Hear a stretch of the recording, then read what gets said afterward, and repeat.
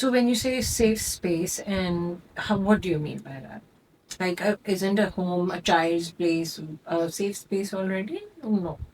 No, so it wouldn't be because, like I said, so for instance, if the child is witnessing fights, if the child is going through a lot of inconsistent behavior on the parents' end, um, if the parents' mood is very unpredictable, if the mom and the dad keep fighting, or in fact, Pakistan mein there's like a whole joint family system in place, right? So it's not just the parents. It's not just the parents fighting. Yeah, so they can be yeah. father and their father fighting. Yeah. And ज़रूरी नहीं है कि वो सिर्फ लड़ाइयाँ ही हो रही हो. Inconsistency could also be moving a lot of places. Inconsistency would also look like the parents changing their expectation of the child.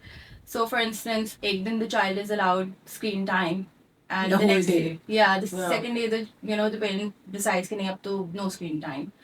So that's not a safe space for the child then.